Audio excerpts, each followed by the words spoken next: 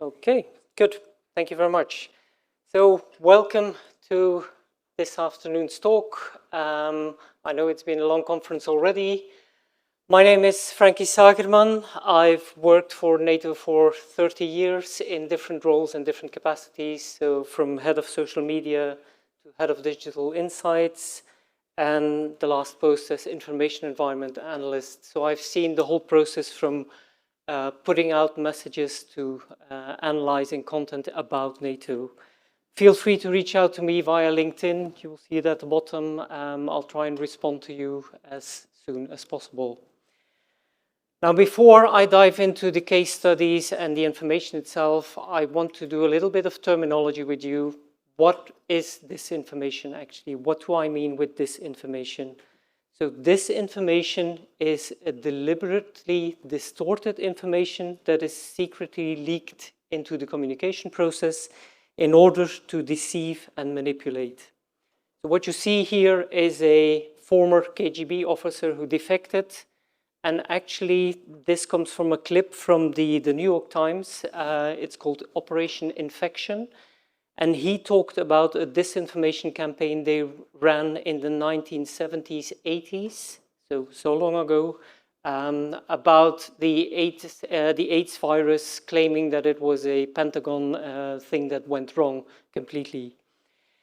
At that time, in the 1980s, there were 15,000 KGB officers, and they had to spend 25% of their time coming up with disinformation narratives.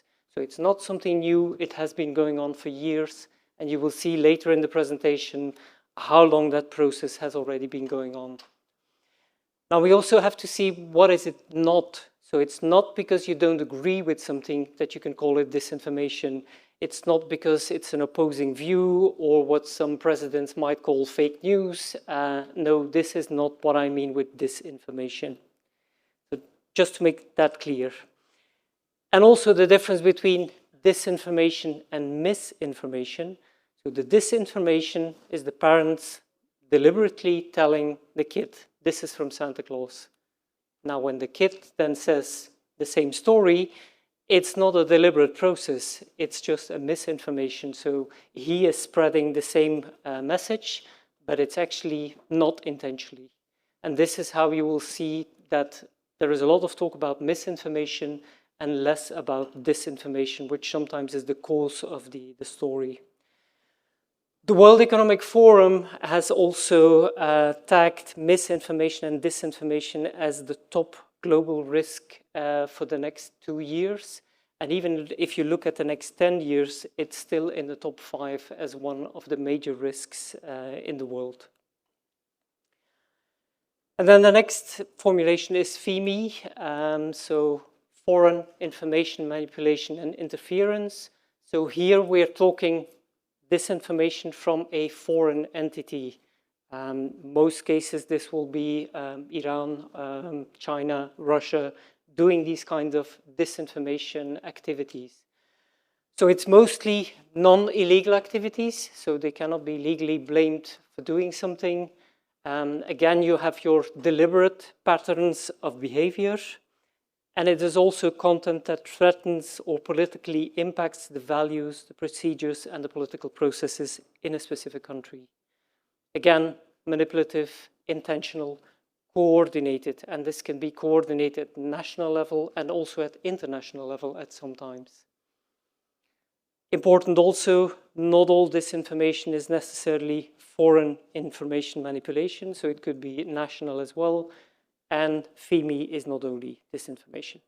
So now that we got that out of the way, this is actually research done by the European Union External Action, sort of displaying to you how the Russian and Chinese actors are actually very active in that environment and how they sort of correlate sometimes that they work on similar stories and that some of the actors which were known years ago, like RT, everybody knows now that this is Russian influence operations, but they've switched to different methodology, and I will show you a bit more in a moment.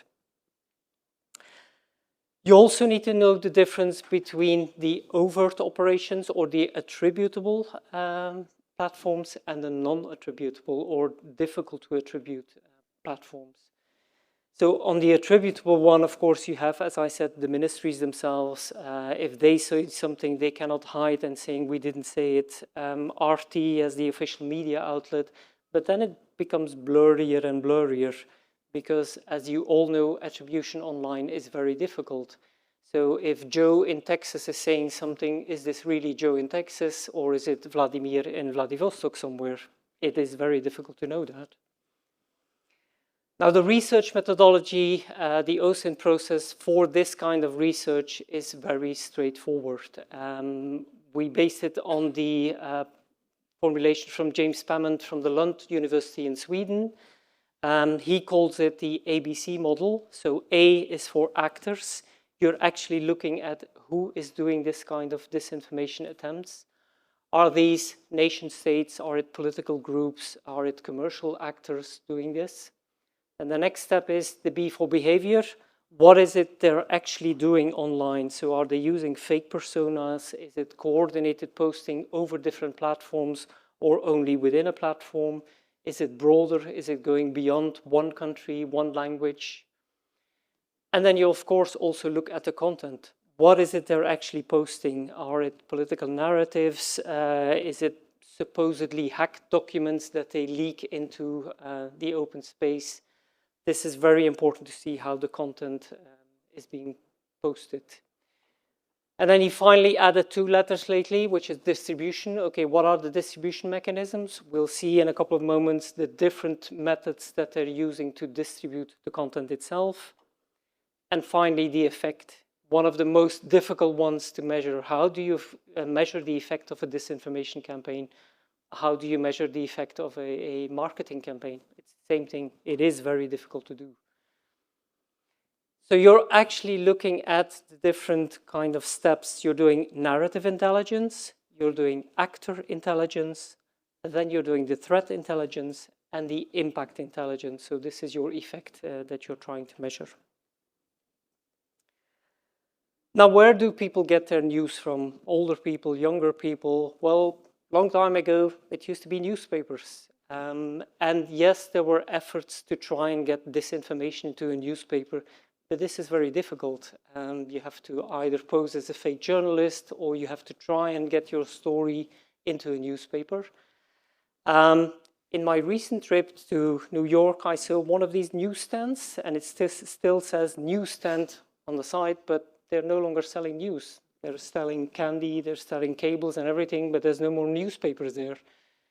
So yes, they're trying to get to people on their cell phones. So this is not one newspaper, this is hundreds of newspapers you have in your hand in hundreds of languages if you want to. So it has become way more easy to spread the disinformation. And where social media initially used to be a place where it was all nice and fun and you could share stories with your friends and family, it has become murkier and has become a dark place where dark actors are trying to influence you, are sending out coordinated or non-coordinated disinformation messages, trying to trick you into clicking on links. The problem is that more and a younger audience is turning more and more to social media to get their information. So a lot of younger people are watching TikTok for news. They're no longer looking at the official news sources. And social media is also the area where it's hardest to tell the difference between truth and fake news. So if you link these together, it's the perfect playground to actually seed your disinformation on all these different social media platforms. In a recent poll related to the elections, in a Canadian poll, it says that 90% of Canadians have fallen for fake news at some moment in time, and that they say that 51% say that the mis- or disinformation might have played a role in the recent elections. That is a very, very important factor to know. And another research I found, which is also interesting, is if you look at the figures from 2022, 24, 25, It says information about news or current events that you believe to be true and later found out that it was false. Now, if you look at the initial figure going from 16 to 70 to 23%, this is at least a few times a week that people say, okay, I thought initially this was correct and now I found out it's wrong. Imagine this is close to an election, that you find out after the election that it was all fake news. It is too late. You've casted your vote maybe based on this information which was purposely leaked into that environment. So again, something to be very aware of. Now, what are the recurring patterns that we actually see, and especially from Russia? It's always the same mechanism. So they look for cracks they can exploit, cracks based on religion, on race, on political persuasion. It can be different things that they look for. And then they create the big lie. That could be anything. And sometimes you would even go like, seriously, nobody will believe this. But you will see in the examples I gave, I will give in a moment, some of these big lies contain a kernel of truth. Give you one example, they claimed that President Zelensky's wife bought jewelry in Paris while she was there with the money that was supposed to support Ukraine. The kernel of truth was, yes, they were in Paris, but the purchase of jewelry never happened. And then, of course, conceal your hand. So don't post these messages from an official Russian outlet because everybody will know it. Create fake accounts, create bots. You will see in a moment some of the examples. Until you stumble upon your useful idiot who is going to broadcast that message to their followers and fans, and then you're there. You're no longer spreading the news, somebody else is doing it for you. But if caught, deny, distract, start a completely different narrative, or distort like they did with the downing of the MH17, saying, no, it wasn't us, it was the Ukrainians that did it, it wasn't the Russians. You will find these same patterns always, always. And finally, play the long game. And the long game, I mean a very long game, not a couple of months. They are looking at it at a process of decades to change people's perception, behavior, intentions. It is a very long game, has been going on for a very long time and will be going on in the future. So that was the theory. So now it's the process. How are they actually doing it? One recent example, they uploaded a post on the social media channel saying that an official NATO video was uploaded. Then the NATO officials saw that one of these soldiers was wearing a Nazi insignia. They took it down and re-uploaded it. That was completely false. If you zoomed in into the image, they claimed it was a very bad on Photoshop, but the seed was planted. So then they actually activated their network and tried to post that post in different languages. So you have it in Russian, you have it in Dutch, you have it in German, you have it in Spanish.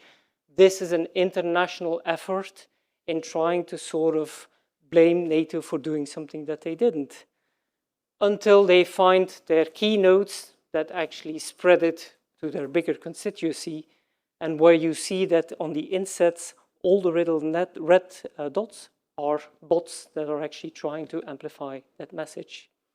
So this is how quick it can escalate. Now, most of you will go like, yeah, this is a social media post, but where is a link that I can click on that goes to a website? Well, enter the next phase. Let's create what is called pink slime websites. These are not official news websites. Miami Chronicle, Boston Times, DC Weekly, they all sound official news sites, but they're not. They're actually websites operated by Russian supporters or Russians themselves. And the number of these websites is surpassing the number of genuine local newspapers. So there are actually more of these there that could trick you into believing that this is a news site than the official ones. So you create your fake news sites, you put the article on there as well, and then what you also have, the Chinese are doing exactly the same thing. So the previous example was from Russia, this is from China, getting all these websites, fake websites throughout Europe, Southern America. They're called Sevilla Times, Eiffel Post, Again, they sound very legit, but they're not. They're just fake websites that have been created to trick you into believing that it's fake. And play the long game. Well, some of these domains were registered back in 2019. So it's not something that happens in just a couple of months or just prior to an election. They try and build credibility over the years and years creating these websites. In addition to that, they're creating AI-generated news channels. I looked at Canada as an example. All these channels, they're just fake channels. Again, they sound very credible, Canada Insights, the real Canada. But if you look at the videos, the same videos are posted on all these channels. All of these are fake and just serve to whitewash the information and to make it sound more and more credible. You have a social media post, you have a website, you have a YouTube video, just to make it more acceptable for people to fall for it. And if that doesn't work, you go one step further. You use what Russians called the Operation Doppelganger. So what did they actually do? Official newspapers like The Guardian, Bild, Der Spiegel in Germany, they create an alternative. So the official URL is theguardian.com. They create theguardian.co.com. And it looks, if you click on it, it's exactly the same layout as The Guardian itself. Now, all the areas highlighted in orange, when you click on it, you go to the official page from The Guardian. And it's only the inset article, the blue one, this is the fake article. So you can be tricked because you say, yes, I click on the journalist and I see the details of the journalist because you're going back to the official Guardian page. But this page is actually completely fake. And it's not only posting this and hoping that somebody is stumbling upon it. No, this article, there was a Facebook advertisement of more than $100,000 US behind it. So it's actually using advertisement to make you believe that this is an official one. And it's not only news sites. Even NATO was a victim of it. At the top, you have the official NATO URL. This was a fake one. So it's nato.ws, and all the rest was the same. Again, the top drop-down menus, anything you click on, you arrive at the official NATO website. And it's only the article itself underneath. Same font, everything, the same look, the same feel. That is a fake article. So this is not a real article. But it's very credible. And if you're not careful and look at the URL very carefully, you can be tricked very easily. And what about fact-checking? Well, you would say, yes, there are sufficient fact-checking organizations out there. Fact-checked.org, EU versus Disinfo, stopfake.org. All these people do nothing else than fact-checking the information and telling you, yes, this is real, this is not real. Well, if you're Russia, you create your own fact-checking website. And people will go there and will see, oh, yes, this is a real story because War on Fakes is telling me this. Again, War on Fakes is a Russian website. So this is a fact-checking from their side, again, trying to trick you in believing something completely different. And all these other fact-checkers, well, just let's try and overload what they're doing. Let's try and create an operation that actually keeps them so busy that they cannot check everything which is out there.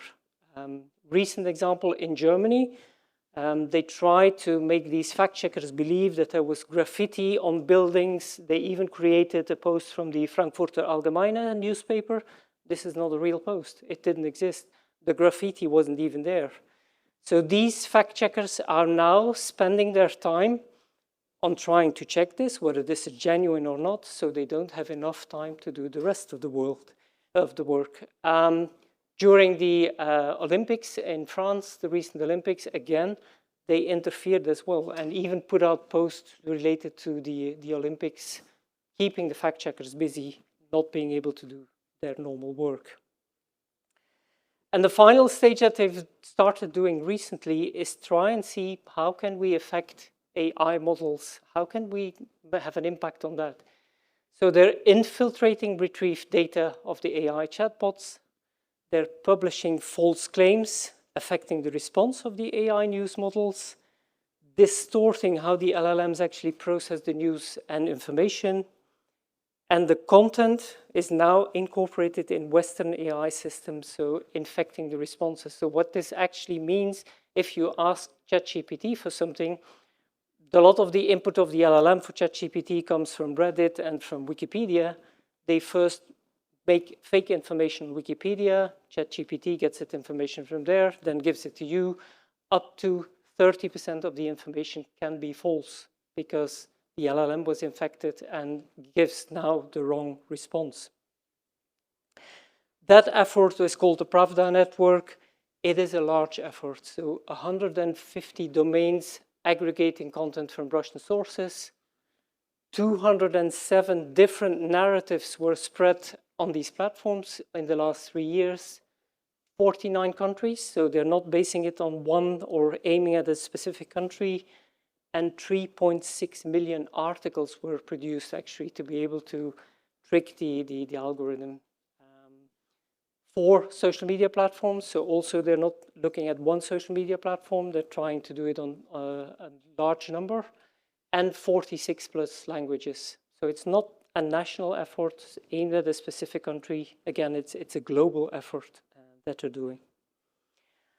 Now I want to show you a couple of case studies. So based on all that research, some real case studies of the last year. One of them, which I like very much, is support for Ukraine. So initially the story starts from Russian sources saying that Ukraine is spending that money, so the support that they're getting on buying mansions, on buying luxury jewelry, on buying, I don't know, Bugattis in Italy, trying to get an impact. Now, all of a sudden, you see that these narratives are moving away from the Russian sources, or supposedly Russian sources, into the right-wing users in the US. So initially, it's the state supporters. Again, here what I said, Olena Zelensky spends 1 million on Cartier jewelry. No, these are fake stories. But then it moves from these Russian state supporters into the right-wing supporters, and they're exactly saying the same stories. So they managed to get that story out there. And what was the result? So if you look at the whole time frame, the result was not just to impact people's perception. In December 23, the Senate Republicans blocked a move to pass an aid bill for Ukraine. So there was no support for Ukraine, all based on fake information that was initially leaked into the process. So this is how they can have an effect on even basic things like support for Ukraine. And as I said, it's a long-term effort. It's not something that happens in just one post or a couple of posts. This is in several countries over a period of months and months, saying, look, all the support you give to Ukraine, they're just spending it on their own things and not for the support itself. And I looked at some examples for Canada as well, so disinformation in Canada. So this is one example on Prime Minister Carney. It was a deepfake video on cars, being allowed cars older than 2020. Some of you might have seen it. Well, initially you see that Russian actors, the account on your right, which you see, is a local account that talks more to a Russian audience. The account on the left is more a Russian state supporter with an international audience. So you will see how that account is trying to spread that information into Western accounts. And it's, of course, supported by a huge bot network. So all the little red dots you see are bots trying to amplify that same narrative. Another example is, I think former Prime Minister Trudeau said at one point that he was a Zionist. It wasn't a story that originated from Russia, but they all of a sudden jumped on it. And the little blue accounts initially you see, it doesn't look like a lot, but if you zoom in, there are a huge number of accounts. They start amplifying that message as well. And if you look again at the red ones, now it's becoming very red because the bots are trying to amplify it. There are a lot of standalone bots, meaning an account is posting something, but nothing is happening to it because that account doesn't have any followers or any fans. up to 40% of the conversation was inauthentic, was false, was just done by bots trying to amplify a message. The next graph is not looking at authors itself, but is now looking at narratives. So how is there a convergence between different narratives and only Russia supporters, so these red accounts talking about these narratives. And again, you have these main topics just prior to the elections, Trudeau Zionism, Ukraine narratives, Carney on immigration, and a Carney Epstein narrative that was very, very prominent. The bigger dots you see, the closer they are to each other, the more semantically similar these narratives are. And again, these were posted just prior to the election, so there is an impact even long-term, but short-term, close to elections as well. And then you have your super nodes who are in the middle that talk about all these topics and try and spread it as much as possible. So the super nodes are actually powering the whole narrative throughout the network. Different languages, different stories. And AI and deepfakes, well, yes, when we talk about that, you have to think about AI, not only AI-generated content like text, images, and videos, but they also use AI, social media, to create fake personas, to create synthetic identities. There are AI-operated bot networks, posting, engaging, but also algorithm gaming to see, okay, how can we adapt to an algorithm? If it needs more engagement, well, we'll create some fake engagement so that our post gets more traction. And also AI to create personalized and adaptive messaging. So they're looking at what you're engaging with and creating more of these posts to get you more and more engaged with the stories. Some of you might know this building. It's called the Internet Research Agency, or the Troll Farm, as it used to be called. Well, back in 2015, the Troll Farm had close to 700 people working there. The process was still very complicated. There were a lot of steps before they could put out something. The language skills were needed because they posted in different languages, and you saw the language wasn't always correct. It was Google Translate, it didn't work, so they tried to improve it with more staff. So bottom line, a lot of people, a lot of time. 10 years down the line, just one person. ChatGPT prompt, AI image generator, AI video generator, and they're off. So one person doing the work of 700 10 years ago. This is how it's evolving. This is how it's difficult to actually keep track of it. So AI now supercharges the disinformation by making it cheaper, faster, more scalable, and more believable. And the detection and attribution becomes more and more difficult on a day-to-day basis. Tools on the market have to adapt on a day-to-day basis as well because it's getting better and better. Some of the videos are clear disinformation. Some of them are clear deepfakes, meeting between Zelensky and Trump in the beginning of the year. Well, deepfake videos everywhere, creating these kind of stories. So yes, this is a clear disinformation, but imagine that it's so subtle that you cannot detect it. The Carney green thing was one good example where the deepfake managed to fool a lot of people. Now, disinformation is only one part of what is called hybrid threats. So disinformation is one you need to be aware of, but then it goes a little bit further. So information manipulation, disinformation is the first step, and then you get the attempts to undermine election processes, undermine democracy in itself, cyber attacks, which touches upon the more technical field where you're probably more interested in, and then you go to real-time sabotage, disruption of critical infrastructure. And if you might think, well, he's exaggerating, we're not there yet, I'm afraid we are there yet for the moment. So a couple of examples. In France, as soon as France announced that they would send troops to Ukraine, a week later, There were coffins draped with the French flag appearing under the Eiffel Tower. This was a recruitment process done through Telegram, paying these people in Bitcoin to do that. The second one in Belgium around the European Parliament, all of a sudden there were a lot of stickers, no to NATO, no to NATO.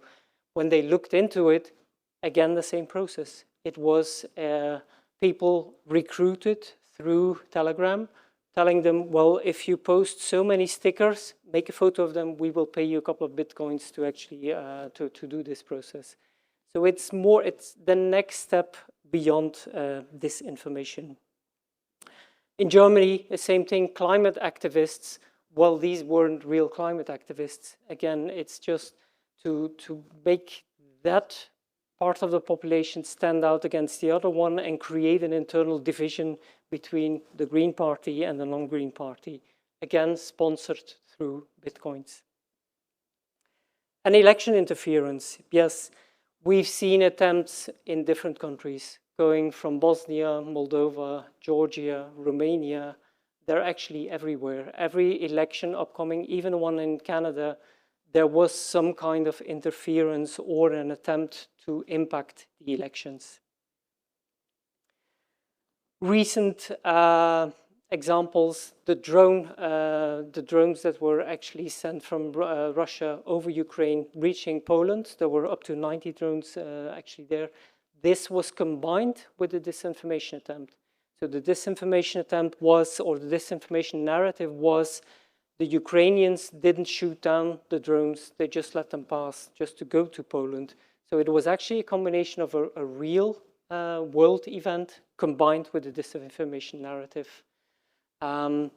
People who are actually supporting Ukraine, so weapons manufacturers in Germany, were threatened that they would be killed if they would continue doing that. So you start to see the link going from a disinformation narrative, just a narrative, to a real physical threat. And yes, it goes further. They're doing GPS jamming at the border of Russia. So there were already instances in Estonia, Bulgaria. Again, Baltics is a very active region for disinformation, but now they're combining it with these interruptions. Interruptions can also go into the recent hack in Belgium and Europe even of the flight registration system last week or a couple of weeks ago, where people could no longer board their flights because the system was being hacked. So again, a combination of disinformation with real hacking attempts. Other examples in UK and Czechia, European railways, where actually there was an attempt to sabotage them, and cyber attacks, you see them everywhere. You see them on hospitals, you see them, as I said, on flights. So it happens all over Europe recently. And yes, even going more violent, putting factories on fire. There were recent attempts in Poland and Denmark. So again, disinformation, next step, cyber attacks, and then real world attacks. These attacks, if you look at them over the last years, have been growing in number and number.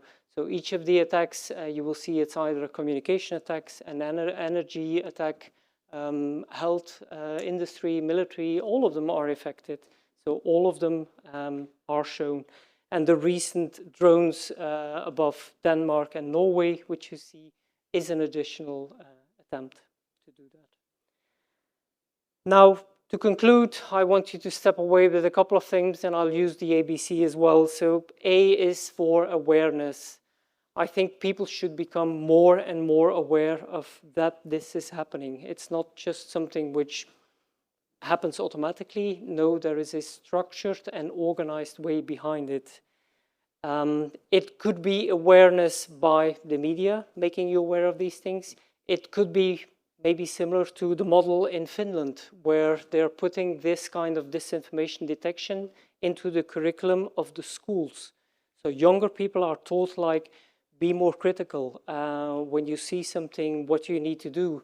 So if we can educate children, maybe the next generation won't be as susceptible to disinformation. And the B is for behavior, your own behavior. Be very careful when you share things. I've seen so many times that somebody is sharing something to be out first. Why? Because, then they get all the traction and all the fame. Look, I was the first to leak this. Well, if you don't take the time to verify and say, is this story somewhere else? Can I find this story in an official news outlet? Then be a bit doubtful, and before you share it, make sure to check everything.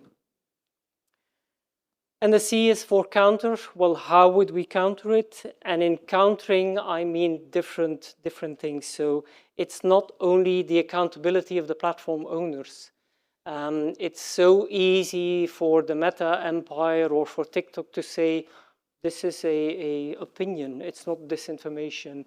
This is just, we're not going to do any control because we are not allowed. We just offer the platform and people can do whatever they want.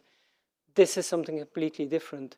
If you then look at the advertising money that they gain from these platforms, why would they block them? Because they would miss out on all that advertising money that now comes into their pockets. Also on countering, would we still make it as easy to register new domains? How easy is it to create a new website and say theguardian.co. I don't know what? Maybe there should be some better regulation in these kind of URL creations. And also countering by, well, exposing them could help, doesn't always help, because then you go in sometimes into a tit-for-tat war, like, yes, it's true, no, it's not true.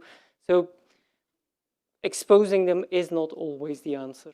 And then maybe the legislators or the countries themselves should step in.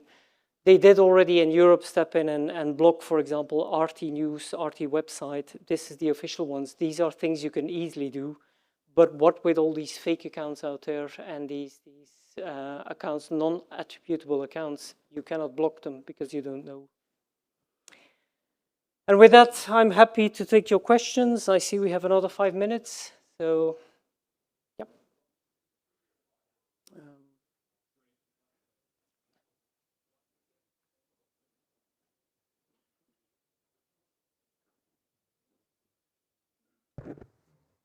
Thank you very much for the talk. I had a question for you. I don't know if you're aware of the social media ban in Australia that's being proposed for December for 16 years old and under. I just wanted to see what your thoughts were on that and if that would have any potential impact, and it might be something that we see potentially more governments trying, way to counter this. Indeed, and this is one of the steps I mentioned. Should the government step in as a regulator and see maybe a younger audience is too susceptible to spread the information? The risk is there. It will only be one country, and maybe it's a good example. I think in Finland, you have to be of a certain age to be able to create an account. But again, how inventive is a younger audience in trying to circumvent this? What are the mechanisms in Australia? Do they need to scan their passport to see for the account? Or can they just say, I was born in 1980 and cheat the system? So it works to a certain extent. I think it's a step in the good direction, but it's only a small step. But it's in the good direction. Oh. So long term, just to follow up, quick one, long term, you think that this is going to continue, like this current playbook using social media? And in my view, it's going to get worse before it gets better. And people do not realize that this is going on. A lot of people I talk to go like the same as the result of the poll, saying, I believe that this story was true, and now I'm finding out that it's not true. It will continue, and as I said, it will get worse before it gets better, especially with AI, with the deep fakes. Initially, everybody was able to spot a deep fake, but now it's getting more and more tricky, and the deep fakes will be used just prior to elections as a last resort of like trying to switch your vote and then vote for somebody else. Thank you very much, Frankie. Thanks. I just have a quick question. If we've got all this intelligence information about how everything's captured, does NATO have any plans of also with their public affairs officers, for instance, because Russia and any other actor can spin up AI, can spin up accounts quickly, we can also monitor and search for them quickly. So can't we also just put in, it is NATO's opinion that this is a fake Russian account? That sort of thing, in order to kind of push back against that. Again, no one needs to necessarily trust NATO, but by simply throwing a statement out there as a way of kind of, okay, let's verify our sources and catch it along the way. Has there been any sort of effort in that space? Yeah. I can no longer speak for NATO because I retired, but we, during my time there, at a couple of moments, we did debunking operations similar to that, saying, look, this is going on. Your audience is being manipulated into believing these stories. There is always that risk, as you say. Yes, a lot of that audience already had the perception of whatever NATO is saying is not true. So whether we debunk it or not, sometimes what is called pre-bunking works better. So trying to put all the facts out there as much as possible prior to the event or prior to a big NATO summit, that it's more difficult to come up with these fake narratives because the information is already out there. But indeed, it's not always NATO's role, because some of these are very national. So they aim at a specific country, specific language. That will be up to NATO to see if it's their role to actually intervene. Okay? Thank you. I just had more of a methodological question.